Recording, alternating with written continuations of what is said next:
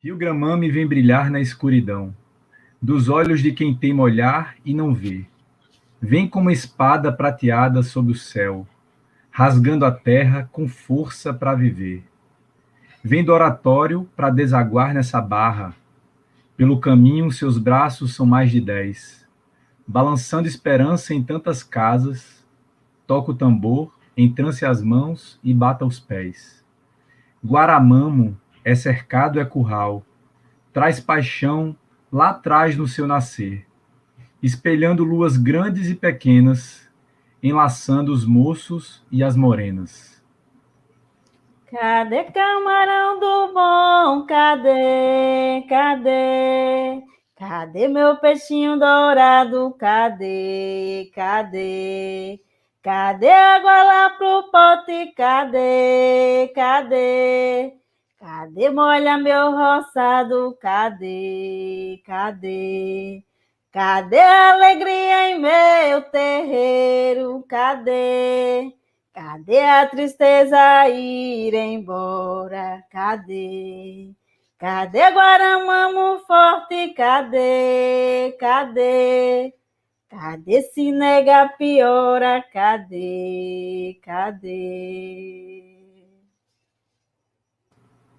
Salve, salve, Milton Dornelas. Guaramamo. Essa música Guaramamo, de Milton Dornelas. Saudações a todas as pessoas que estão nos acompanhando. Hoje estamos iniciando mais uma roda de conversa do projeto Território e Patrimônio no Litoral Sul da Paraíba. Esse projeto é financiado pela Lei Aldir Blanc, aqui na Paraíba, através da Secretaria de Cultura do Estado e do edital Chiquinha Mourão. Hoje, para dar continuidade a esse ciclo de conversas que a gente está fazendo, a gente está convidando Peninha. Peninha, eu vou deixar agora o espaço para você se apresentar.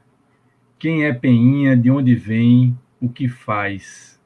Fica à vontade. Eita, Lucas, que coisa maravilhosa começar assim nessa cantoria, nessa poesia. Quero agradecer o convite de estar aqui com você. Sei que por essa roda já passaram muitas forças, muitos saberes. Eu sou Peninha Teixeira, meu nome de batismo é Maria da Penha Teixeira de Souza. O Souza é do meu pai e o Teixeira da minha mãe.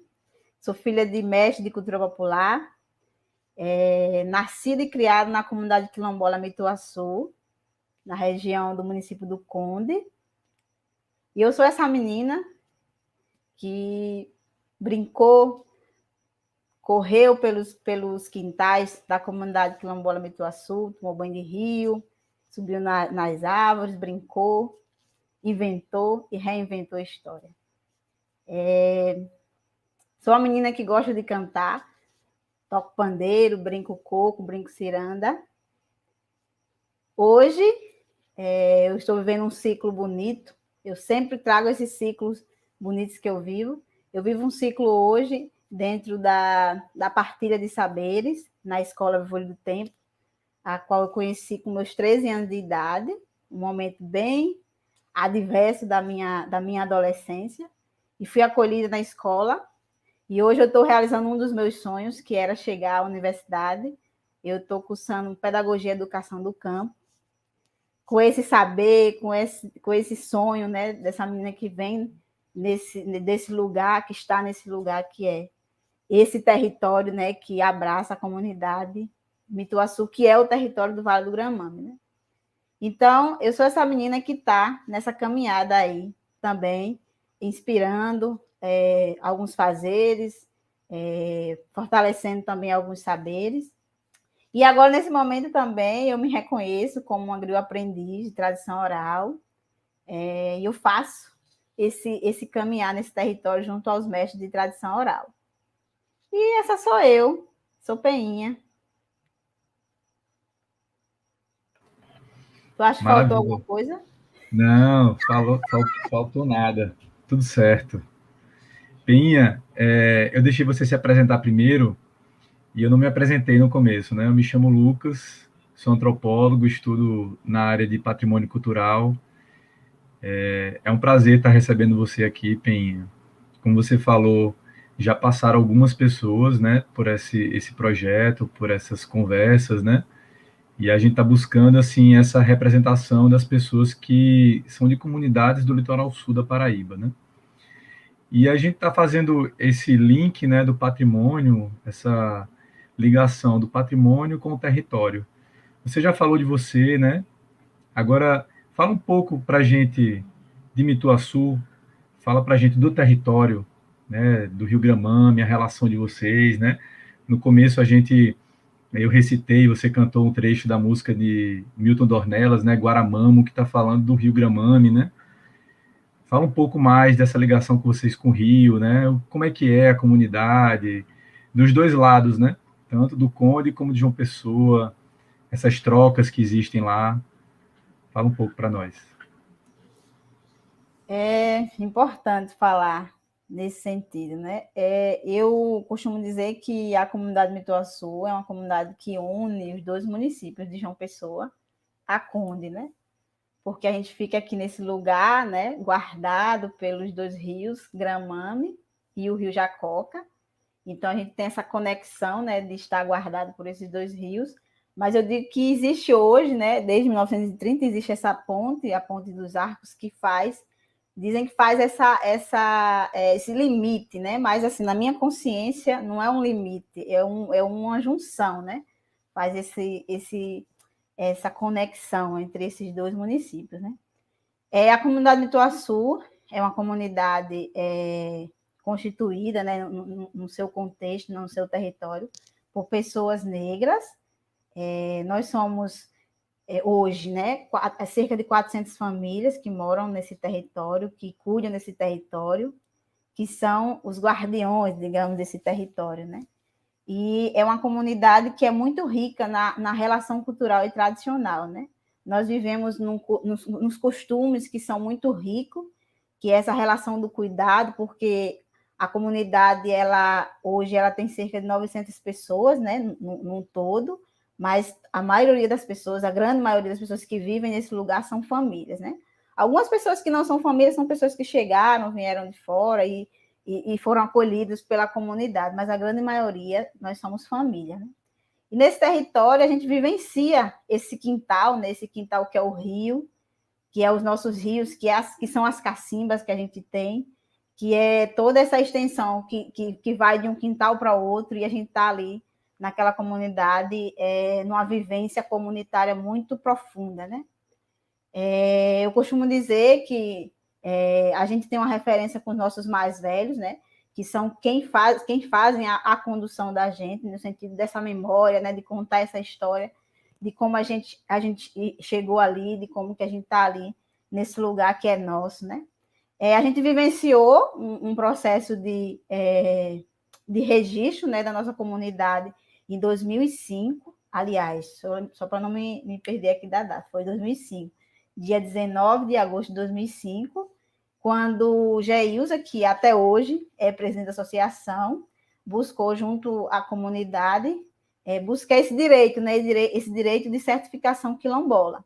E a partir daí surgiu outros movimentos na comunidade, né? Esse movimento da afirmação dessa identidade quilombola negra, né? Então a comunidade vivenciou esse momento aí de se autoafirmar, né? De se autoconhecer, de se auto-organizar, né? Para buscar estar afirmado nesse contexto da referência comunitária negra, né? E aí, nisso, ligando todas as questões culturais, emocionais e afetivas que a gente vive na comunidade, a gente traz os fazeres, né?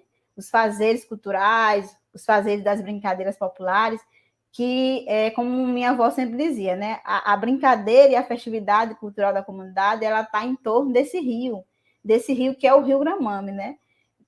Mais o Rio Gramame do que o Rio Jacoca, porque o Rio Gramame, ele é um rio que ele sempre foi tido como o pai e a mãe da comunidade, né? A comunidade, durante muito tempo, quando eu era pequenininha, eu estudava muito essa história, sobrevivia desse rio, que é o Rio Gramame, né? Que hoje, vou contar um pouco sobre essa questão do como ele está hoje, mas que antes esse rio dava a sobrevivência de toda essa comunidade, né? Então, Dona de Janira conta muitas histórias que o rio era assim, as pessoas saíam para pescar e levava só a farinha.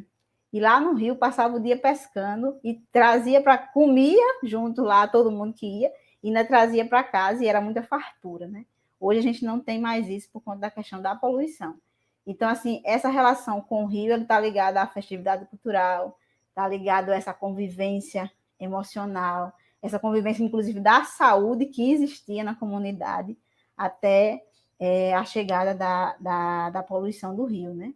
Então, hoje, eu trago para você uma das coisas que mais fortalece a gente enquanto comunidade, essa relação com o rio, a relação com as histórias, com a memória, com os saberes, né, da agricultura familiar, a relação também com o ouvir a história e compartilhar e fortalecer essa história, que são as histórias dos nossos mais velhos. Então, esse convívio, ele é muito natural, né? A gente está num processo de muita naturalidade da vivência comunitária cotidiana, né? Então, às vezes, até para contar assim, a gente fica... É tão natural a vivência que a gente acaba, tendo, às vezes, não conseguindo selecionar de forma organizadinha como que é essa relação com a comunidade, né? Mas eu digo que esse dia eu estava até conversando com o pai, né? Que eu estou me organizando para construir a minha casa, porque assim, as famílias, elas, quando os filhos vão nascendo, vão crescendo e vão construindo famílias, a gente recebe de uma forma bem bonita o terreno para construir a nossa casa. E aí, esses dias, painho disse, filha, você não vai construir sua casa? Aí a gente já começou a se organizar para construir a minha casa. Minha irmã construiu, vai faltar eu e meu irmão construir. E esse terreno, que é um terreno familiar comunitário, ele é dividido assim, ó, filha de fulano já casou, então ela vai receber aquele terreno. Então, é um movimento muito bonito de solidariedade, né, na comunidade. Então, isso é algo muito forte, né? Essa referência, né, de cuidar de quem está vindo, de cuidar de quem vai ficando. Isso é muito bonito. Não sei se eu falei muito, Lucas, mas eu acho que eu meio que... Não, você falou, é porque é isso, né? Quando fala do território, quando a pessoa nasce, né, e vivencia o território, para a gente que tá querendo saber mais do território, você seleciona aquilo que você tem uma relação emocional, né? E é justamente isso. Mituaçu para você, né, é um lugar que traz sentimentos, né, lembranças, e você fala o que está vindo, como as pessoas dizem, né, do coração, assim. Isso é interessante, né, porque está mostrando uma outra ligação com o território, né, não é uma ligação apenas de habitação, de nascer, né, é uma relação que tem um significado muito maior. Isso daí é uma das coisas que diferencia, né, uma comunidade tradicional de uma outra comunidade, né, da sociedade. Não que a comunidade tradicional esteja separada dessa sociedade contemporânea, moderna, onde existem tantas coisas, né, tantas culturas, né, tantas formas de se vivenciar, tantos projetos de vida, mas a comunidade tradicional ela tem uma ligação diferente com o território, né? Isso daí que é um grande diferencial, é um grande diferencial e é isso que a gente está querendo buscar, assim, para vocês expressarem um pouco mais. Mas, de toda forma, eu quero que você fale um pouco mais, se você puder falar do Rio, né? Porque, assim, você falou da divisão, né? O Rio Gramame, a gente estava conversou isso em outras rodas de conversa, que existe o território geopolítico, né? Que é o território Conde e João Pessoa, dois municípios vizinhos, estão divididos pelo Rio Gramame, né? E o rio ele passa a dividir o território. Mas o Rio Gramame, né? Eu já fui lá, já vivi algumas histórias interessantes lá. O Rio Gramame, ele na verdade, ele é uma ponte, né? Tem a ponte do Rio Gramame, mas ele é uma ponte. Ele liga, né? Os dois lados, né? As duas margens. Isso que eu acho interessante. Aí, o Rio Gramame e Mituaçu tem uma relação, como você falou, da pesca, né? Do uso, né? Da poluição que aconteceu, né? Que vem lá do distrito industrial de João Pessoa, né? Essa poluição que agride a natureza, agride o rio. mas mesmo assim a comunidade continua utilizando o rio, né? Porque tem épocas que a poluição passa e aí fica melhor de se usar, né? Tem esses o rio ele vai dizendo, né? Não, agora não está na hora de vocês virem para cá. Agora pode vir, agora pode pescar, né? Fala um pouco mais disso da pescaria, né? Desses mestres, né? Que você falou. Fala o nome Tem dos até mestres e das história, né? mestras também. Tá dando microfone. Tem até história, não sei o que é quando o rio está pesado, né? Que a água está grossa, né? Aí a gente não é orientada a gente não tomar banho, não tomar banho. Né? Então, assim, eu vou contar um pouco dessa história do rio, que é uma. A gente veio aprender mais sobre a questão da história do rio, no sentido da dimensão dele, né? A gente recebia o rio que passava na nossa comunidade, mas a gente não imaginava que o rio nascia em Pedra de Fogo. O rio nasce em Pedra de Fogo e ele passa por 7 municípios. Né? Ele passa ele nasce em Pedra de Fogo, passa por São Miguel de Itaipu, passa por Cruz do Espírito Santo, ele passa por Ailândia, passa por Santa Rita, e ele vem, né, chega de João Pessoa, Conde, então ele faz um percurso de 54 quilômetros, né? E aí essa referência dessa dimensão que ele tem, a gente vai conhecer no ano de 2004, né, quando a gente começou a se aprofundar no sentido das políticas com relação ao Rio. Mas vou falar dessa introdução, né, dessa coisa que a gente não conhecia ainda. Então, assim, hoje, como você colocou, ainda se tem o uso do rio, né, para lazer, principalmente, as pessoas vão tomar banho no rio, as pessoas vêm de longe para tomar banho no rio, para vivenciar esse rio, e a comunidade continua vivenciando esse rio para o banho, para a pesca, né, e ainda para navegação, né? Existe muito passeio dentro do rio, né? As pessoas saem muito daqui e vão até a Barra, então existe essa relação forte com o rio, né? Agora existe esse medo, né? Que é o medo do que aconteceu com o rio durante esse processo de poluição, porque até essa poluição chegar na comunidade não existiam as doenças como o câncer, as doenças no fígado que apareceram na comunidade, então existe esse medo por conta das questões das doenças que ele causa com relação à poluição, porque para você ter ideia, o primeiro TAC do rio, que eu estou inclusive com essa informação aqui, depois eu posso compartilhar com vocês esse TAC, né? O primeiro TAC a gente fez a primeira denúncia, que foi no ano de 2006, então a gente tem hoje 2 TAC, né? O do ano de 2006 e o agora de 2015, que a gente tem outro TAC. No primeiro TAC, né, a gente começou a perceber durante muitos anos o rio mudando, né? Ele foi mudando, inclusive ele trazendo uma perspectiva de cores, né, nesse rio, que foi quando chegou a Coteminas aqui na região do Distrito Industrial, né? E aí a gente até brincava, criança, a gente ia para o rio e brincava que era o rio arco-íris, porque tinha dia que o rio estava azul, tinha dia que o rio estava verde, tinha dia que o rio estava amarelo, para você ver a dimensão. O rio passa na Coteminas aqui no Distrito Industrial, e ele chega na comunidade, ainda chegava com essas cores fortes, né? E aí foi esse aparecimento. Teve um dia que a gente foi para o rio, eu não lembro agora o ano, era menina, mas eu nunca tinha visto, essa cena ficou marcada na minha cabeça, o rio preenchido assim de peixe, a gente pouco via água, era só peixe morto boiando, cobra, a gente viu cobra grande boiando dentro do rio, e aquilo ali gerou um impacto muito, muito grande para a gente, né? E eu ainda lembro também que se juntou, a comunidade se juntou nos caminhões de bicicleta, de cavalo, foi todo mundo fechou a BR naquela época. E aí foi um processo bem difícil para a comunidade. E aí, em 2004, já existiam os processos das rodas, né?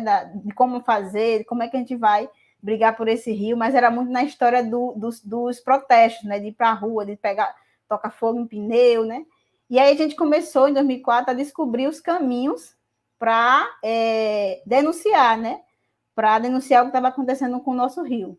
E nisso, a comunidade ficava acompanhando o processo do rio. Quando a água estava menos escura, a gente tomava banho, tinha todo um processo com o rio, normal. E na época do TAC, em 2006, a comunidade foi convidada para fazer vários exames. E fizeram exames no cabelo da gente, no cabelo, tirava o cabelo e fazia o exame. E nesses exames foram detectados metais pesados na nossa cabeça, né? Para você ter ideia do quanto que a gente não sabia, né, o que estava acontecendo. A partir daí, a gente também não entendia tanto sobre os metais, a gente começou a entender mais, né? O que é que causava, as doenças que causavam.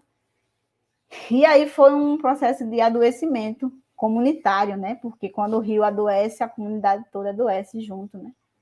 E foi onde começou a desestruturação da comunidade, porque muita gente que não conseguia mais sobreviver do rio foi embora, foi trabalhar nas fábricas, nas próprias fábricas que poluem o rio, inclusive.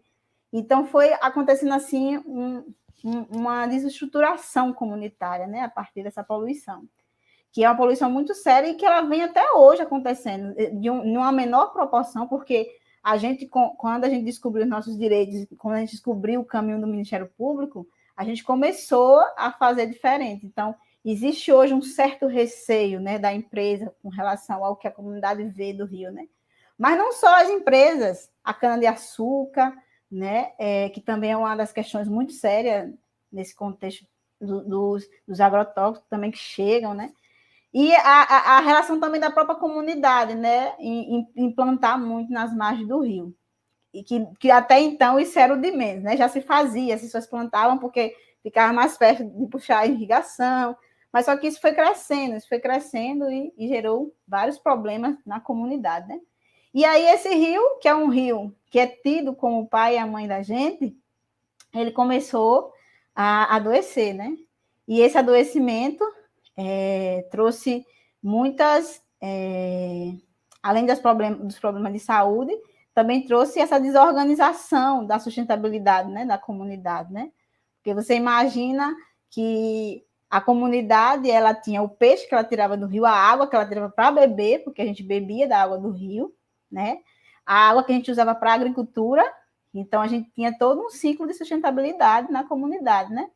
E a partir do momento que a poluição chega no rio, acontece de a comunidade não conseguir mais sobreviver do rio. Inclusive, até a agricultura familiar ficou seriamente prejudicada, porque a água que era utilizada para aguar a plantação, aguar a agricultura familiar, ela destruía. Por exemplo, a batata, a folha ficava amarela, se queimava, foi uma coisa assim que ninguém imaginava que poderia acontecer. Então, pensava-se que poderia usar pelo menos para aguar as plantas, né? E isso também não foi possível. Então, o problema é muito maior, né? E aí, nessa questão, né, das pessoas saírem da comunidade para ir trabalhar nas empresas, trabalhar em casa de família, né?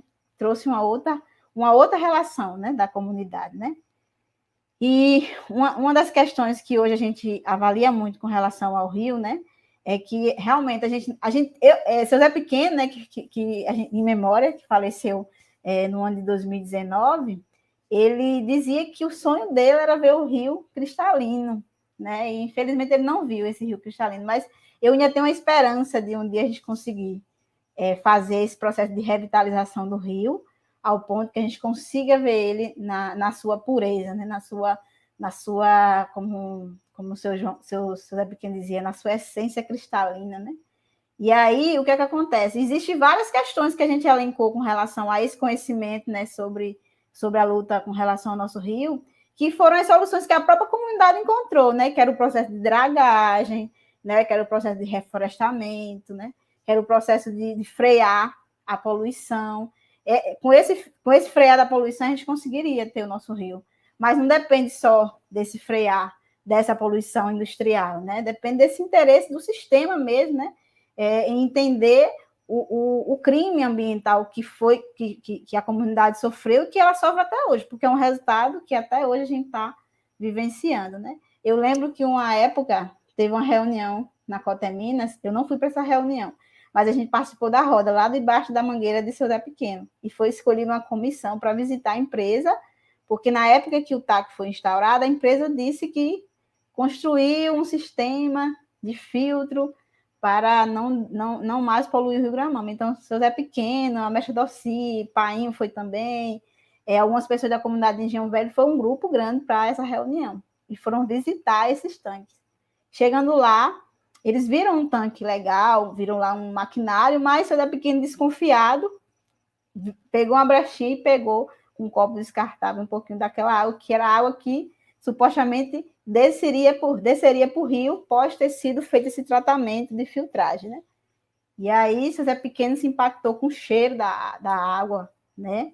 E aí, ele fez uma provocação para o representante ambiental da empresa, que, para ele, a água está boa, eles poderiam estar ali provando aquela água para saber se, de fato, aquela água estava boa, oxigenada para ir para o rio. Então, assim, foi uma provocação muito séria, né, que o Zé Pequeno fez, mas que foi, para mim, foi a correta, né? Porque ele estava o tempo todo desconfiando que aquilo ali ainda não era a solução para reparar aquele dano que a empresa causou ao rio, né? Eu estou dizendo o nome da empresa porque está em todos os documentos, e eu acho importante a gente dizer, né, o que a gente sabe, né? Embora não seja só a Coteminas, né? A Coteminas foi a primeira, mas existe todas as outras empresas que estão ali sendo construídas, que já foram construídas, e tendo, inclusive, a liberação, né, dos órgãos que liberam a construção dessas empresas, né? Então, o problema é que vai só crescendo, né? Sim, aí trouxe essa questão problemática, que é o que mais é comentado na comunidade, né? Mas, assim, o banho, quando você trouxe, né, que a comunidade tem uma época a época das chuvas, né, que o rio enche, né? É um momento que a gente utiliza mais o rio. Esse momento agora, esses últimos 4 meses, o rio está sendo muito usado. Esse momento, inclusive, da pandemia. As pessoas têm ido muito para o rio, né? E isso tem sido o lugar do lazer da comunidade, o respiro, né? Tomar o banho de rio. E aí a gente percebe que o quanto de pessoas que vêm para a comunidade para usufruir do nosso rio. Que inicialmente, né, pelo acompanhamento que inclusive a escola faz uma vez por mês, a água aqui que passa aqui no Gramame, a gente faz a coleta aqui no ponto da Ponte dos Arcos, ela faz muito tempo que está imprópria. Então a gente solicitou na época do TAC o acompanhamento da água, inclusive para botar aquela plaquinha para a comunidade saber se estava próprio para banho, se não estava, mas a gente não conseguiu isso até hoje, né? Então é uma das coisas que a gente tem lutado, porque se a comunidade vê a placa imprópria para banho, consequentemente ela vai pensar, ela não vai olhar se a água está clara, porque às vezes a água está clarinha, mas ela não está própria para o banho, né? E aí, tendo esse acompanhamento, a gente consegue ter esse cuidado, esse zelo com a comunidade, né, com quem usa o rio.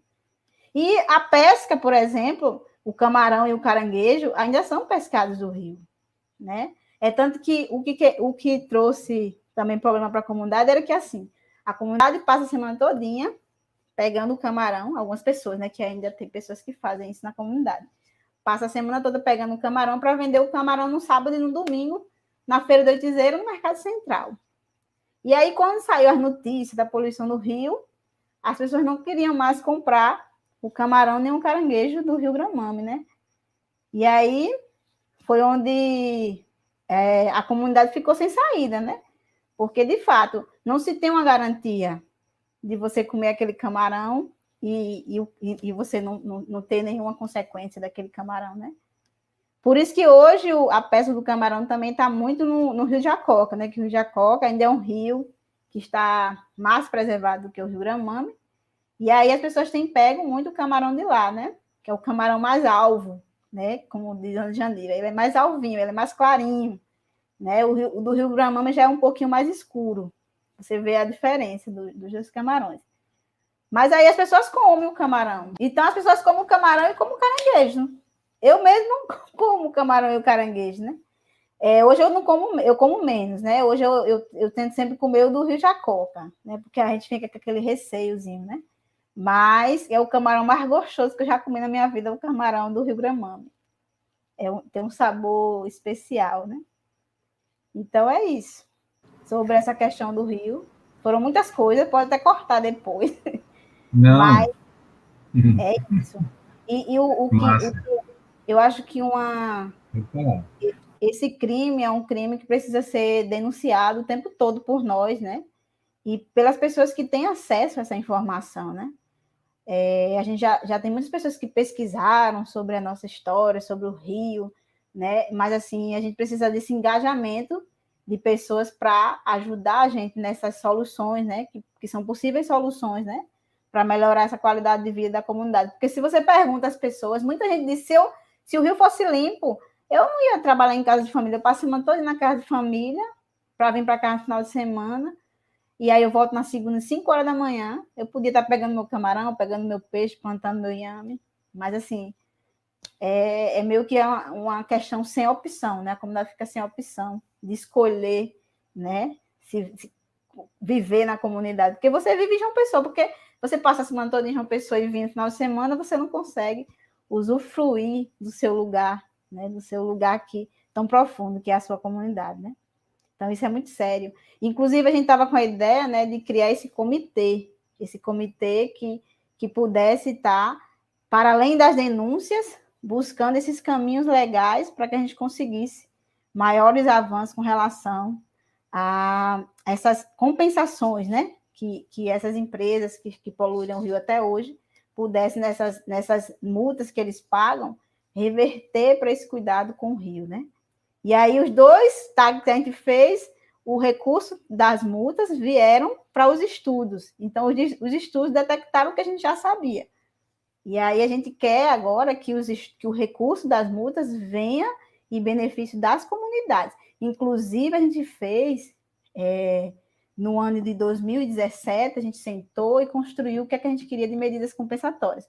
Quando eu digo a gente, foi uma mobilização da rede do Fórum do Baixo do Gramame, né, que é o Fórum e a campanha permanente Rio Gramame Quer Viver em Águas Limpas, que é uma campanha coordenada pela Escola Viva do Tempo, que tem a representatividade de todas as comunidades do território do Vale do Gramame.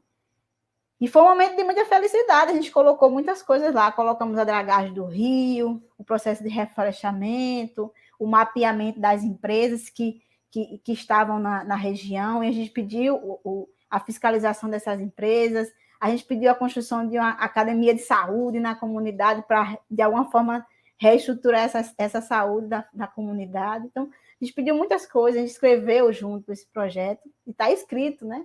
Então, a gente está aí nessa busca dessa realização desses projetos, porque cada comunidade criou o seu projeto, porque cada comunidade ela é impactada de uma forma diferente, né? A comunidade de João Velho é um outro impacto que eles sofreram, né? Mituaçu é um impacto específico, né? Muita coisa é semelhante, mas cada comunidade tem o seu olhar sobre esses impactos que causaram a poluição das indústrias, né? Dessa região. Uma outra coisa também que eu queria colocar é que, assim, hoje você vê na comunidade, né? Eu sou filho de pescador, sou filha de pescadora. Quase você não escuta a palavra eu sou pescador, justamente por conta desse elo, né? Da continuidade que foi cortada por esse crime ambiental, né? Então, por exemplo, eu não sou pescadora, nunca vivenciei a pesca, né? Eu como camarão, eu vivencio esse sabor, mas eu nunca fui pescadora. Mas meu pai foi pescador, hoje ele não é mais, né? Mas ele já foi pescador, e aí você vê, isso é muito sério, você escutar isso, né? Então, por que não é mais? Buscou outro caminho, sim, mas esse impacto, ele trouxe esse distanciamento também, da continuidade do fazer com o rio, né? Então é isso. Inclusive os meninos e as meninas, quando não estão trabalhando, aí vão lá, pesca. Eu não estou trabalhando, eu vou pescar. Mas assim que encontram um trabalho, carteira assinada, inclusive nessas empresas, eles largam o fazer, né? Com o rio, o fazer da agricultura. Porque não é mais fácil plantar, não é mais fácil colher o fruto do rio, né? O que era fartura antes, hoje, como diz Dona Janira também, são migalhas, né? Isso não é culpa do rio, né? É culpa da nossa ação humana, né? A gente não pode se ausentar disso. Então, é isso. É triste falar desse contexto, porque traz muitas memórias, muitas frustrações, né? Na gente. Entendi, Pinha. Então, realmente foram muitas questões, né, que você trouxe. Isso me fez pensar sobre um monte de coisa, porque a gente está buscando, assim, né, nessas conversas, falar sobre território e patrimônio. Aí, quando estava falando do território, estava descrevendo território, você falou dessa problemática, né? Que quando a gente pensa em patrimônio, quando pensa em bens culturais, quando pensa em cultura popular, as pessoas, e eu estou dando exemplos aqui, tá? Bens culturais, cultura popular, patrimônio, as pessoas retiram do contexto em que está, né? Porque quando a gente fala dos saberes, né, que envolvem a pesca, por exemplo, a gente pode dizer que os saberes desse ofício é um patrimônio imaterial, né, da comunidade. E as pessoas tiram do contexto e não percebem que patrimônio ele tem uma ligação, o patrimônio imaterial tem uma relação íntima com o material, com a vivência do material, né, que é a relação de vocês com o meio ambiente. E aí, o que uma agressão ao meio ambiente pode comprometer essa cultura imaterial, né? Porque isso daí pode acontecer, por exemplo, numa remoção de uma comunidade. Uma comunidade, quando é removida de um local, ela deixa de vivenciar as expressões culturais, os bens culturais, justamente porque tiveram que sair da comunidade, né? Do território, né? Do meio ambiente. E aí você trouxe essas questões que me fez pensar um pouco nisso, né? Aí você falou da pesca, né? Falou um pouco de Seu Zé Pequeno, que eu vi lindas histórias dele, assim, não conheci ele pessoalmente, mas vi vídeos dele, né? Mostrando a força, né, de um mestre, né, da região, né? E também um mestre que tinha essa pegada firme, né, de chegar e querer ajudar e mostrar que o meio ambiente é muito mais do que apenas um rio que passa, né, uma árvore que pode ser derrubada, por exemplo. Não, o rio ele é o ganha-pão, né, é a cultura, é a memória, é a lembrança. Aí puxando para essa parte, né, do patrimônio, né, dos bens culturais. Eu estou falando muito porque eu estou querendo fazer a ligação com essa minha pergunta aqui, tá? E aí, É. assim, fala um pouco mais das expressões culturais que acontecem, né, que vocês têm aí em Mituaçu, né, no Vale do Gramame, né? Fala um pouco para a gente, assim, as expressões culturais, os bens culturais, os mestres, as mestras também, pode falar aí, fala para nós. É, então, Lucas, para trazer os saberes, os bens culturais, eu vou só fechar essa questão mesmo dos saberes em relação ao rio, né? Aqui na comunidade eu acho que todo mundo sabe fazer um covo, sabe fazer um samburá, né? Sabe fazer uma rede, porque aprendeu, né, com essa força que tem desse saber dos mestres e mestres da comunidade, né? Hoje a gente tem um mestre que é reconhecido pela comunidade, porque é uma pessoa que trabalha diretamente com isso, né? Fazendo esse trançado, né? Fazendo esse covo, fazendo esse samburá, fazendo esse cesta, que é o mestre Zé do Balaio, né? Que é conhecido também na comunidade como Zé de Bal. Ele tem isso como um fazer dele, uma sobrevivência dele, né? A gente tem também seu Raimundo, que também é um mestre sábio, ele faz a canoa, né? Ele também faz rede, então é uma pessoa reconhecida na comunidade com esse ofício, né? E ele ensina muito isso na comunidade, né? E aí a gente tem também as mestras, né? Que tem também os saberes da poesia. A gente tem a dona Ivanilda, né? Que também sempre, desde menina, hoje é mais forte isso nela, porque hoje ela já foi despertada e ela já escreve, já tem livro de cordel, já tem toda uma relação mais forte com esse saber que ela tem. Aí a gente tem também na comunidade a mestra Betinha, que está um pouco dentro dela, o saber está um pouco adormecido por uma questão também dessa ligação dela com a religiosidade. Hoje religiosidade que eu digo assim, ela é evangélica hoje e ela deixou um pouco de fazer o saber da lapinha, né? Então a gente está um pouco adormecido porque a gente tem a esperança que daqui a pouco ela consiga ver a importância dessa sabedoria dela e ver que essa sabedoria não é um pecado, como diz a igreja. E a gente tem também dentro desse saber as pessoas e as mulheres, né, que têm o fazer das mãos, né? O artesanato, né? A força da criação do fuxico, a Dona Penha, que tem essa arte do fuxico, Marta, que é a filha de seu Bial. Eu vou trazer os nomes porque um dia vocês conseguem conhecer essas pessoas, né? E aí a gente também na comunidade tem o ofício de painho, que é o ofício da quadrilha junina tradicional. A gente sempre brincou quadrilha junina na comunidade, a gente sempre teve pavilhão na comunidade, porque o pavilhão, inclusive, é um processo bonito de coletividade da comunidade, né? A comunidade sempre se juntou para fazer os pavilhões, a gente sempre se juntou para fazer, enfeitar o arraiá. porque a comunidade é muito forte, essa questão do São João, do junino, por conta também do plantio do milho, né? Então, essa relação toda se encontra, né? Esses patrimônios todos se encontram. E dentro também dos fazeres, especificamente na comunidade, a gente tem as contações de história, né? Todo mundo, os mais velhos são todos contadores de história, então todos eles são, na verdade eu digo que os mestres são os maiores, o maior acervo de patrimônio cultural que a comunidade tem, porque essa memória viva do contar, da vivência, né? Então são muitas histórias que são contadas por ele. Dona Janira, quando começa a contar as histórias, não peça para ela contar não, que ela diz que não é contadora de história, mas se você chega lá, começa a conversar, ela começa a puxar as histórias, e aí as histórias vão acontecendo na roda, né? Então, nessa vivência, a gente tem esses saberes que são do cotidiano comum, a gente está vivenciando isso na comunidade desde sempre, e também tem o saber que é ligado à religiosidade, né? A religiosidade da matriz africana, né? Porque sempre foi um pouco adormecido não, eu digo que sempre foi um pouco, como é que eu posso dizer?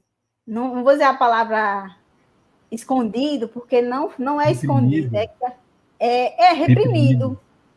É isso que tu falou? Realmente, essa coisa do reprimido, né? A questão de que a gente sempre sentiu isso forte na comunidade, mas as pessoas sempre tiveram esse receio de colocar para fora o seu fazer, né? Ancestral, né? Então, hoje na comunidade a gente tem uma família, né? A família de Dona... Eita, me fugiu aqui o nome dela. Que também é a família da Ana Betinha, mas a família da Ana Alice, que hoje, inclusive, gente, é importante falar que a gente vai iniciar uma campanha para construir o barracão dela, ela quer construir o barracão, e eu acho que é uma coisa que a gente precisa apoiar esse processo, né? É um processo muito rico culturalmente para a comunidade, né? Fortalece essa ancestralidade, né, que está viva na comunidade. Então, tem essa questão também da religiosidade. A gente tem os padroeiros da comunidade, né, que, já no catolicismo, né, o São Severino e o São Sebastião. São Sebastião é o padroeiro oficial da comunidade, né? Que depois de uma questão política, né, que aconteceu há um certo tempo, se trouxe o São Severino, né? Mas até hoje as famílias que contam, né, que o nosso padroeiro de origem é o São Sebastião, né? São Sebastião, inclusive, é o protetor dos negros, tem toda uma referência com a nossa história, né? E aí, nisso, a religiosidade traz a festividade dos padroeiros, porque a festa do padroeiro acontece na comunidade, hoje está bem retraída, não acontece mais o profano, só acontece só a festa religiosa, porque as pessoas que mobilizavam esse fazer, meio que foram indo embora, né? Outras pessoas foram entrando na igreja evangélica, e aí foi adormecendo esse fazer mais do profano, né? Que a gente tinha 5 dias de festa na comunidade, né? Esses 5 dias de festa tinha seresta, tinha as brincadeiras do pau de sebo, então era uma festividade muito forte na comunidade, que ainda está na nossa memória, que a gente tem feito vários movimentos de acordar, né, esse fazer da festividade também. Então, está dentro desse contexto do patrimônio, essas festividades que estão adormecidas, né? E que a comunidade fala muito, né? A festa do preto e branco, né? Que é uma festa também que era feita nessa coletividade comunitária. E aí, a gente, trazendo para o território, né? A gente tem também os outros fazeres, né? Os outros saberes que estão presentes nessa vivência como é que eu posso dizer? Desses encontros comunitários, né? Porque uma das questões fortes que foi despertada no Vale do Gramame foi o São João Rural. E o São João Rural, ele consegue conectar todas as comunidades do Vale do Gramame, né? Engenho Velho, que participa da festividade Mituaçu, Mituaçu que vai para Engenho Velho, Gramame que vai para Mituaçu, Mituaçu que vai para Gramame, e criou-se esse fortalecimento desse território que é o Vale do Gramame. Então, as quadrilhas, o forrozeiro, né? O mestre Zominho, tocador de sanfona, que já está no Gramame, Aí a gente vem lá para o Engenho Velho, os cirandeiros do Vale do Gramame, né? Seu João da Penha, Dona Cissa, Dona Geralda. E aí a gente vem lá para o Engenho Velho também, com Dona Judite, que é uma mestra poeta popular. E aí a gente também expande e vai chegando nos outros saberes que tem aqui na região, né? Então, esse território é um território muito grande, né? Que hoje além de Mituaçu, Gramame e Engenho Velho, a gente tem também essa concepção do urbano que chega nesse território, né? Então, hoje a gente era 3 comunidades, né? E hoje nós somos 11 comunidades nesse território, né? As comunidades tradicionais, a gente disse que é Mituaçu, Gramame e Engenho Velho, e essas outras comunidades que chegaram com a política de habitação, né? Que foi também todo um processo também comunitário, né? A chegança dessas pessoas que, inclusive, foram removidas das suas comunidades, né? E trazidas aqui para o território. Então, a gente tenta até hoje fazer essa integração, né, do patrimônio, dessa memória que as pessoas trazem, né? Que as pessoas trazem suas memórias e aí elas se encontram com essas memórias que estão aqui nesse lugar que é o Vale do Gramame, né? E é isso. São muitos os saberes, Lucas. Eu acho que um dos saberes profundos também são os quintais culturais, porque nos quintais culturais a gente remete a toda a vivência que o mestre tem no seu quintal, com sua família, né? Então, a ideia dos quintais culturais é justamente trazer o saber do mestre, essa vivência que ele tem, a vida dele, né? O que é que ele planta, o que é que ele come, né? Como é que ele sobrevive. Então, esse quintal cultural é o mestre abrindo, o mestre e a mestra abrindo o seu quintal para receber as pessoas, né? Nas suas experiências, né? Então, a gente tem quintal cultural em Mituaçu, tem quintal cultural no Engenho Velho, tem quintal cultural em Gramame, né?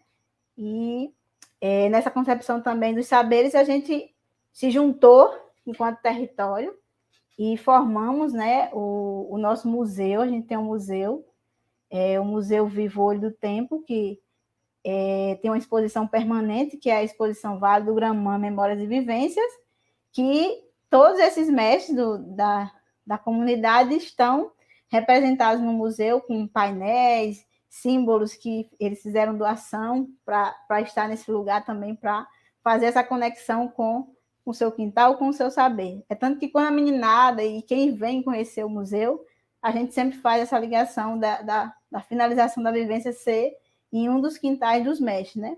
Então, o saber de fazer o fogão de lenha, o saber de fazer um quengo, né? O saber de construir, que eu já falei, o samburá, o seixo, o balaio. Inclusive, no museu, a gente tem uma canoa que simboliza esse território, né? Território do Vale do Gramame, que foi feito, inclusive, por seu Raimundo. Então, são muitos saberes, são muitos fazeres que estão presentes aqui nesse território, né? Eu acho que eu falei que tu perguntou, não falei? Falou, sim. Mituaçu é muito rico, né? Tu falou de É. algumas pessoas, eu conheci algumas pessoas que você falou, e realmente quando a gente conversa com essas pessoas, a gente vê assim a simplicidade e o conhecimento que essas pessoas têm, né? É muito, muito, muito, muito bom. Eu lembrei de uma coisa que você estava falando, eu comi o camarão pescado, eu não sei se era no Jacoca ou do Gramame, com o cuscuz de mandioca. Eita, A coisa massa branca. boa. Bom demais, bom demais. Patrimônio, patrimônio também, né? Patrimônio. Essa Isso, culinária e dentro da local. questão do patrimônio, né, tem um prato que a gente criou, que foi, na verdade, deu um nome para um prato que a gente sempre comeu, que é o camarão com cuscuz. Aí a gente botou o camarão no mato, porque a gente tem a potência do turismo de base comunitária, né? E aí o camarão no mato é um prato que a gente criou essa identidade para ele, né? O camarão no mato, né? E aí a gente sempre traz para as pessoas provarem, né? Porque o camarão no mato ele vem com cuscuz, o camarão e umas que a gente chama de que são os segredinhos que se coloca, né? Das ervas que se coloca no camarão, mas leva o coentro, leva várias especialidades da comunidade, né? O dendê, então tudo isso, né? E uma coisa também que é forte é a prática da extração do dendê, né? Do óleo de dendê, né? que algumas famílias ainda têm essa prática de fazer a extração do óleo de dendê, de fazer o óleo de coco, né? Então, esse cotidiano que é comum, natural, tudo é patrimônio, né? A comunidade como um todo é esse patrimônio, essa vivência, esse cantar, essa forma de cantar, né, na religiosidade. Eu lembro agora que a gente tem no mês de maio o Pai Nosso cantado, que é a coisa mais linda que você... Quando chegar o mês de maio, você precisa vivenciar aí o nosso mês de maio, né, nas cantorias que são feitas. E aí é bonito que cada família no mês de maio tem o seu dia de ir para a igreja, de fazer a cantoria, de fazer toda a reza do texto, né? Então, são muitos saberes, né? Tu falou de muita coisa, assim, eu fiquei me lembrando de Mituaçu, mas, assim, a gente falou já das expressões culturais, né? Tu falou um pouco das técnicas, né? Da comunidade, se a técnica, agora tu lembrou, da extração do azeite, do óleo de dendê, do óleo de coco, né? Da pesca também. Mas antes disso, né?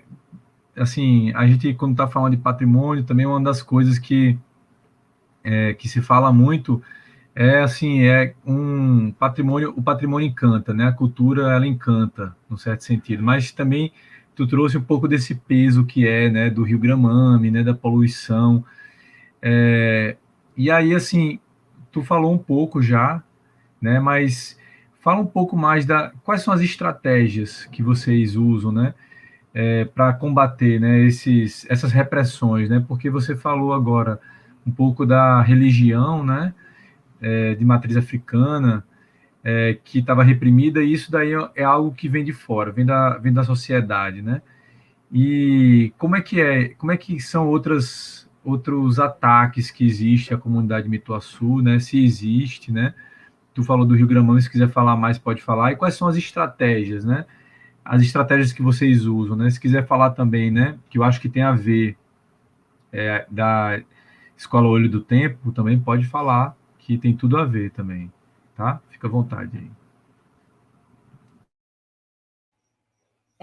Então, Lucas, uma das questões de força, né, e resistência da comunidade, eu acho que é essa união. Aliás, acho não, eu tenho certeza que é a união que a comunidade tem. Então, sempre a gente encontra uma estratégia, né, para tentar amenizar aquela questão específica, né? A questão da religiosidade, a gente até então nunca tinha encontrado uma estratégia, né, de se fortalecer. Mas eu creio que hoje a gente já está mais fortalecido e a gente consegue, né, trazer as várias soluções, que a primeira solução é trabalhar essa questão da aceitação e autoestima, né? Aceitação e autoestima, porque independente do preconceito que existe na comunidade, se a pessoa está firme no seu fazer, no que acredita, ela consegue desenvolver, né? E aí o preconceito ele vai sempre existir, ele está presente na comunidade, né? Ele está ali o tempo todo, né? Ele está quando a gente sai dali e nega a nossa negritude, nega a nossa origem, né? E eu digo, a negação, ela é a negação para a proteção, inclusive. Né? Muitas pessoas que não se reconhecem como negro, porque às vezes tem a pele mais clarinha, porque é como se fosse uma proteção, eu já vi muito isso, né? E eu trago muito a escola, porque a escola, ela desenvolveu algo muito importante na comunidade, né? E ela trouxe um processo de reconhecimento territorial. Que eu digo isso porque eu lembro, né, quando eu tinha 13 anos, que foi quando a Média chegou aqui na nossa região, ela é uma baiana que chegou lá da Bahia, e a gente tinha preconceito com ela, por ela usar umas roupas diferentes, né? Por ela usar um colar, ou ela usar qualquer coisa diferente, a gente já tinha aquele certo preconceito, né? E a gente sabe que a nossa história, os mais velhos contam que Mituaçu surgiu de 3 mulheres negras que vieram da Bahia. Essa história, se você ler os trabalhos que foram feitos, os mais velhos contavam, foram 3 mulheres que fundaram, né, a comunidade, né? E eram mulheres que se juntaram, inclusive, quando nessa junção dessas 3 mulheres, existe uma relação forte entre Ipiranga, Mituaçu e Guruji, né? Existe um ciclo forte aí, que a gente ainda está tentando construir esse fio dessa história, né? porque Ana, esses dias me contou, né? Eu não vivenciei essa história, mas o próprio município, né? As próprias pessoas até hoje têm um preconceito com essas 3 comunidades, que é Mituaçu, Gramame e Engenho Velho não. Mituaçu, Ipiranga e Guruji, porque eram os negros do Conde, né? Então era um negro não no sentido bom da coisa, era um negro no sentido negativo da coisa. Então esse preconceito está instalado até hoje, né? E é uma coisa muito séria, e a gente precisa quebrar isso. Então, quebrar isso é fortalecer as comunidades, se fortalecer enquanto coletivo, né? Para se trabalhar as perspectivas de avançar com isso, né? Então, avançar com isso na educação, avançar com isso nas políticas culturais, né? As políticas que a gente conseguir, né? Implantar no município relacionada à cultura, à educação, né? Então, todo esse contexto que a gente pode estar construindo. Mas, para entrar no que eu quero dizer, é que, assim, isso eu estou falando nesse processo da identidade, né? Do fortalecimento da identidade, do reconhecimento de ser dali, né? De ter nascido ali, né? Da sua origem. Mas a relação no contexto do Rio é o seguinte: quando você se sente atacado, você se sente agredido, você tem uma reação da raiva, uma reação da ira, né? Então, durante muito tempo, o nosso ato era da violência. Nós nos sentíamos violentados e a gente ia no contexto da violência. Mas essa violência acaba que a gente não consegue chegar ao continuado. A gente faz o movimento, aquele movimento acontece, surge uma questão, né? A comunidade se revoltou, se rebelou, e acaba sendo negativo o contexto, né, para a gente. E aí, quando a escola chegou, ela trouxe o contexto das políticas públicas, de trazer pessoas que pudessem dialogar com a gente e ajudasse a comunidade a conhecer os caminhos legais, né? E aí eu trago a questão da comunidade ter acesso à informação, né? Ter acesso à informação à medida que a gente consiga entender a informação e ver qual é a nossa parte, o que é que a gente tem que fazer para que essa garantia do direito chegue, pelo menos, como informação na comunidade, né? Porque, às vezes, o direito ele não é efetivado, mas a comunidade sabe que ela tem aquele direito. Então, isso é poder, né? Você ter a consciência, você ter o conhecimento, né? E aí, nisso, se formou a Agenda 21 na região. A Agenda 21, ela sempre aconteceu num processo de itinerância. Então, à medida que acontecia uma reunião em Mituaçu, as outras comunidades iam para a comunidade e discutiam melhorias, discutiam caminhos juntos. À medida que a reunião acontecia no Engenho Velho, a comunidade também ia e se discutia caminhos juntos. Então, se criou uma força, né, no território, se criou o Fórum da Agenda 21. E o Fórum da Agenda 21, ele não estava...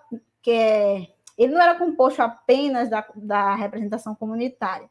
Ele era composto também por o secretário de Meio Ambiente do município, era convidado, representações do IBAMA, representação da SUDEMA, um advogado, alguém do Ministério Público, as outras instituições que trabalham com o meio ambiente, tipo a PAN. A PAN nos ajudou muito também nesse processo, inclusive foi quem ajudou a gente a escrever o primeiro TAC. Então, com relação ao que a gente buscou de solução e o que a gente tem também construído nessa perspectiva, é que a gente conseguiu se fortalecer enquanto território. Então, à medida que a gente se fortaleceu enquanto território, a gente conseguiu avançar em algumas questões, né? Eu digo que o processo é muito lento, não é um processo acelerado, é um processo muito lento, e é um processo que, às vezes, a gente pensa que está lá na frente, e daqui a pouco a gente dá uma recuada, e aí perde um pouco o fio do negócio, e aí a gente volta de novo e vai tentando. E eu digo que foi de extrema importância esse olhar, né, da escola para essas questões, né? Porque quando eu digo escola, a escola somos nós, porque quem está lá na escola são as representações comunitárias, né? Então, eu sou da comunidade Quilombola Mituaçu, Ivanildo, que é coordenador, é da comunidade Gramame. Então, todas as pessoas que fazem parte a única pessoa que não nasceu no território foi a Mecha, mas que ela, às vezes, eu digo que ela é mais do Vale do Gramame do que muita gente que eu conheço no território. Então, o sentimento do pertencimento, ele vai além, muito além de onde a pessoa nasceu, né? Eu acho isso é muito forte. Então, a gente consegue encontrar pessoas que também criam esse sentimento com o Vale do Gramame, né? A gente consegue encontrar pessoas que estão na caminhada porque também têm a consciência de que a água que chega nas torneiras de João Pessoa é a mesma água que chega lá na nossa comunidade. Então, 70% da cidade de João Pessoa bebe da água do Rio Gramame. Então, isso dizendo assim, como é que eu bebo da água do Rio Gramame? Bebe sim, porque o abastecimento da cidade vem desse rio, né? Esse rio que chega lá, passa por um processo de tratamento seríssimo, mas que esse tratamento seríssimo feito pela Cagepa não tira a poluição que está na água, que já foi detectada, diagnosticada, inclusive, que a água que a gente bebe das torneiras de uma pessoa é água com traços de agrotóxico. E isso está no livro do professor... Deixa eu lembrar qual é o nome do professor, meu Deus. Eu não lembro agora o nome do professor, mas o nome do livro é A Água de João Pessoa. É um PDF, é um livro, na verdade é um e-book, não é impresso esse livro. Não me lembro agora o nome do professor, mas eu vou me lembrar daqui a pouco e falo. Esse livro é importante, todo mundo da cidade tem um conhecimento dele, porque é real, né? A gente teve uma vivência, inclusive, com a Cagepa, e a Cagepa, ela não negou que a água, eles não conseguem tirar os traços de agrotóxicos da água, mas que esses traços não são prejudiciais à saúde. Sendo que traços e mais traços que acumulam geram, sim, problemas à nossa saúde, né? Então, isso é importante. Então, quando a gente traz isso, a gente coloca a boca no mundo, aí a gente consegue ter várias reportagens, a gente consegue a TV aqui na comunidade, a gente consegue estudiosos, então a gente consegue a universidade aqui na comunidade. Então, isso é uma estratégia, né? À medida que a gente lança para o mundo a informação oral que vem desse conhecimento, né? Aí a universidade chega e comprova o que a gente está dizendo, né? Então, são estratégias também que a gente busca para solucionar essas questões, né? E sempre na perspectiva na parceria, né? A universidade precisa da gente e a gente precisa da universidade, né? Então, a gente vai nessa linguagem de parceria para tentar chegar a um resultado positivo, um resultado que amenize, né? Toda essa problemática que a comunidade vive, né? E é isso, Lucas. Massa. Não, tu respondeu bem, assim. Tu falou de duas coisas que eu achei interessante, né? Que é essa construção de redes, né? De redes com outras instituições, né? A partir dessa formação de rede que vem dessa base da própria comunidade, né? Que é essa base de união, né? Essa união dessa rede, né? A junção desses quintais, né? Achei bem interessante isso daí. E aí, uma outra coisa, você tocou nesse ponto, e a gente está encaminhando já para o final aqui da conversa, né? Mas fala um pouco mais da relação, assim, que você falou, né? De Ipiranga e do Guruji, né? Sim. Fala um pouco mais assim da relação de vocês, né? Assim, tanto tem pessoas da mesma família que moram aí, moram em outras comunidades, né? Porque Mituaçu, Guruji e Piranga são as três comunidades quilombola aí do litoral sul, que do litoral sul da Paraíba, né?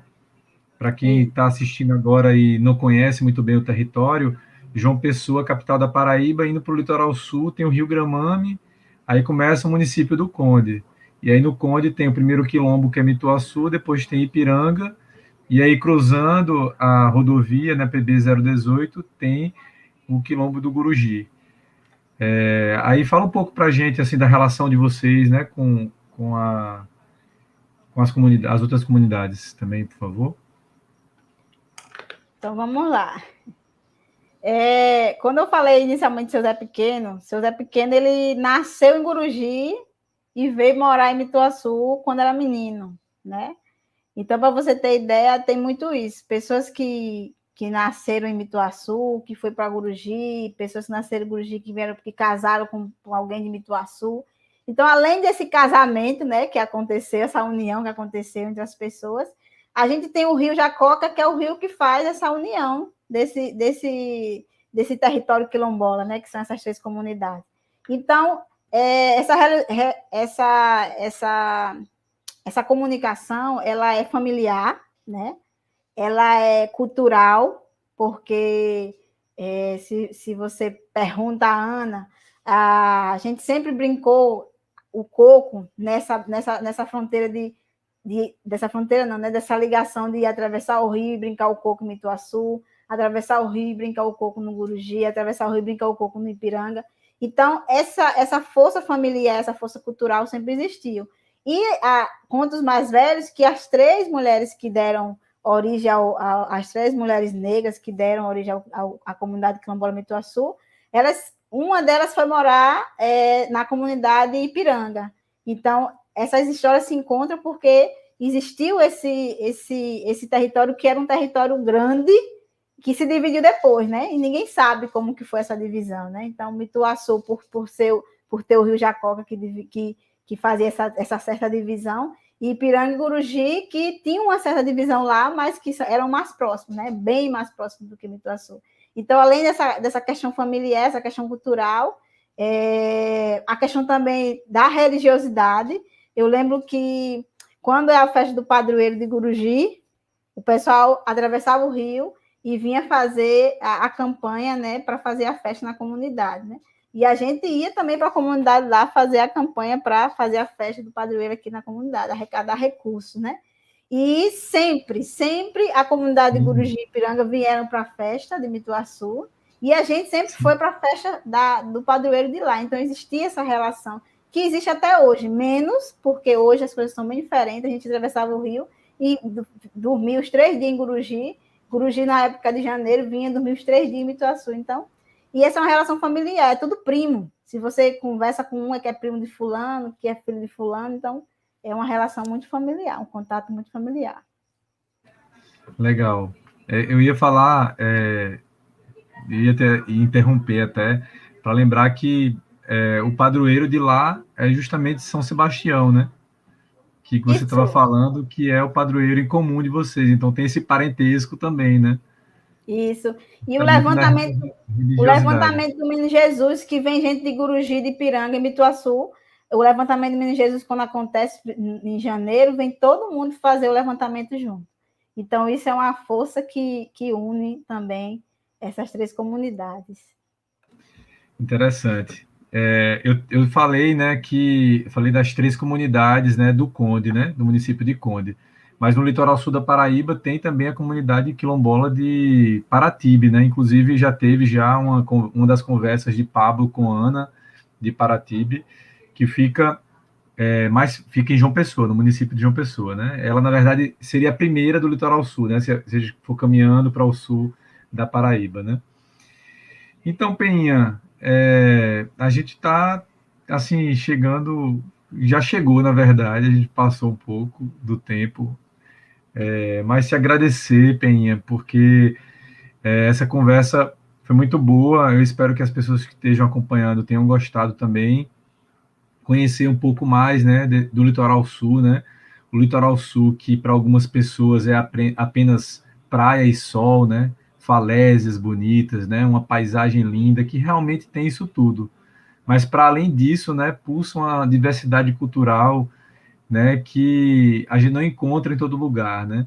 Tem comunidade indígena, né? Tem os Tabajara, tem comunidade quilombola, né? Tem comunidade de pescadores, né? Isso daí é uma coisa que diferencia o litoral sul, né?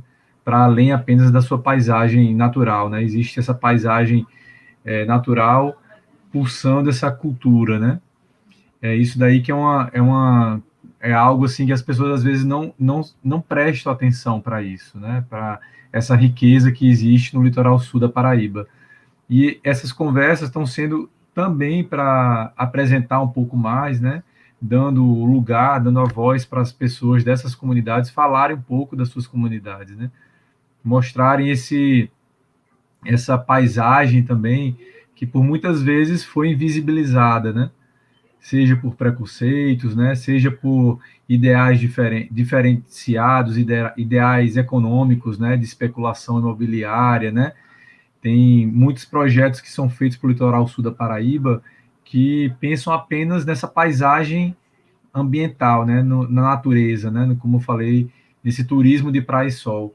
Peinha falou agora também do turismo de base comunitária, né, isso daí é uma riqueza que as comunidades podem contribuir bastante, né, inclusive já estão contribuindo, só não estão agora por causa da pandemia, né, e por falta de abertura, né, de diálogo também com o governo do estado, né, com as prefeituras, né, que querem só esse turismo, né, que muitas vezes é um turismo predatório, né, que é esse turismo de praia e sol, de construir hotéis, resorts, né, e vocês não trazem uma proposta diferenciada, né, uma proposta em que a comunidade é protagonista, né, Penha?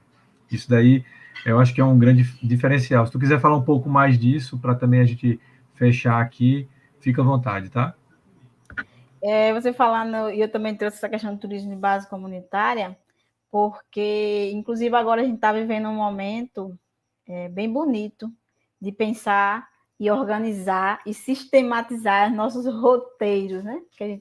Nossos roteiros, os caminhos que a gente faz, né, no cotidiano, a gente sistematizar esses roteiros para que outras pessoas consigam vivenciar essa comunidade através de turismo de base comunitária, né?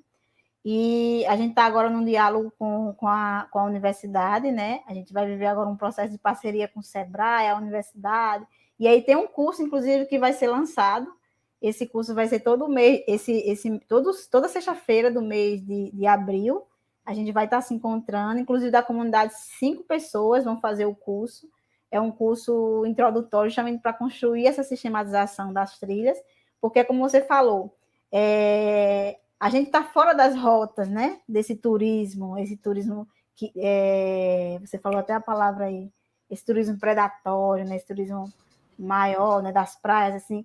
A gente está fora dessa rota, mas a gente quer criar essa rota, a gente quer trazer para as secretarias, para os municípios, essa rota, né? Que fortalece a sustentabilidade comunitária e traz um outro tipo de turismo, né? De turista para a nossa região, né? E aí, organizando e fortalecendo e formando também a comunidade nesse conceito, né, de organização, a gente também consegue avançar nisso. Isso é uma questão que eu creio que é um potencial muito grande que a comunidade tem, e é uma coisa muito possível, né? É uma coisa possível dessa forma, né? Sendo construída pela comunidade, né? A gente já vivenciou algumas experiências de turismo na comunidade, mas não foram experiências construídas por nós. Então, agora vai ser uma experiência construída por nós, né? Então, a gente vai construir o nosso roteiro, nós vamos construir o nosso receptivo, né? E isso relaciona todos os fazeres e o patrimônio cultural da comunidade, né? Porque vai trazer o povo para a roda, né? E se mostrar no que gosta de fazer e no que sabe fazer. E aí esse turismo vai envolver os mestres, vai envolver a juventude local, vai envolver as possibilidades de vivência e lazer comunitário, né? Então, é algo que traz também uma grande alegria assim, para a gente que está no território vendo esse potencial, né? O passeio de canoa, né? Essa relação com aprender a fazer a comida local, né? Aprender a fazer o caranguejo no coco, aprender a fazer o camarão no coco. Então, são as várias experiências que a gente tem na comunidade que a gente quer sistematizar e construir esse lugar do turismo de base comunitária na nossa comunidade para essa sustentabilidade comunitária, né? Então, é isso. É uma coisa também que eu não trouxe especificamente assim, mas hoje a gente tem um coletivo cultural na comunidade, que é o Coletivo Cultural Raízes Negras, e é esse coletivo que está construindo aí essa parceria com a escola e também com a universidade e com o Sebrae, né? É uma parceria que está vindo aí nos desenhos bem bonitos de possibilidades para a comunidade, né? Então, coisas boas vão vir por aí. Legal, Penha. Penha, agradecer aqui a tua presença, de ter aceitado, agradecer também por ter aceitado esse convite da gente para falar um pouco mais da comunidade quilombola de Mituaçu, um pouco mais de você. Sempre bom conversar com você, né? Hoje eu aprendi um pouco mais, isso daí que está valendo. Eu espero que as pessoas que estejam acompanhando também tenham gostado. Então, Penha, agradeço e Tu quer concluir? Quer falar alguma coisa? Quer cantar? Quer recitar uma Eu queria poesia? cantar um coco, mas antes do coco eu queria abrir também para que se as pessoas quiserem saber mais do que eu falei, porque a gente fala com muita emoção e às vezes a gente viaja muito na emoção, né? E às vezes a gente acaba não finalizando, né, um pensamento, porque eu já aceitei isso, que quando eu falo eu trago essa emoção e que às vezes eu preciso organizar, e se a pessoa quiser saber mais dessas falas, né, dessas informações que foram compartilhadas, eu estou disponível aí para uma conversa boa, e aí a gente está sempre aberto aí para produzir e partilhar esses conhecimentos, né?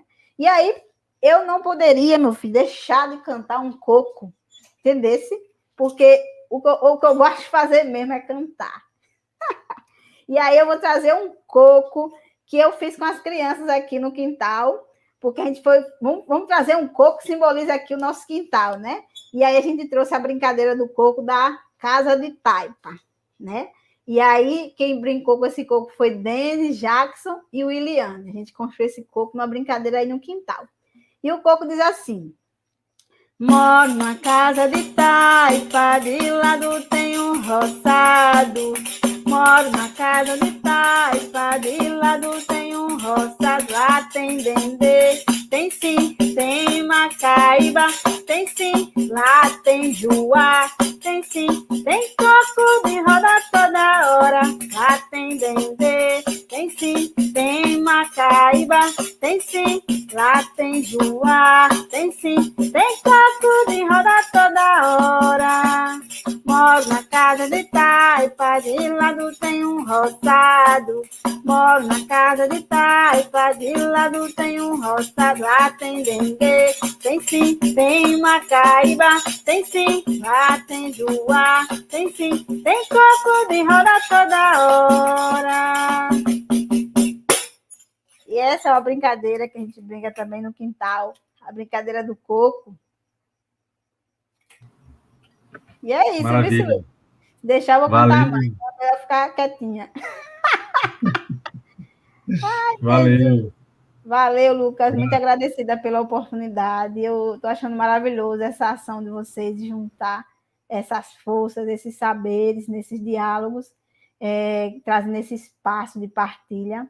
Só tenho gratidão. Quero ver todo mundo aí participando, se envolvendo e se conectando com esses territórios, com essas comunidades, não é isso? Para a gente continuar essa caminhada aí de resistência e se ajudando, né? Eu sei que as comunidades, cada uma tem seu problema, a sua especificidade, mas se a gente se junta, a gente consegue criar caminhos e criar soluções. Valeu, Peninha. Então vamos encerrando aqui mais essa roda de conversa do projeto Território e Patrimônio no Litoral Sul da Paraíba. Até a próxima. Cadê Guaramamo forte? Cadê? Cadê?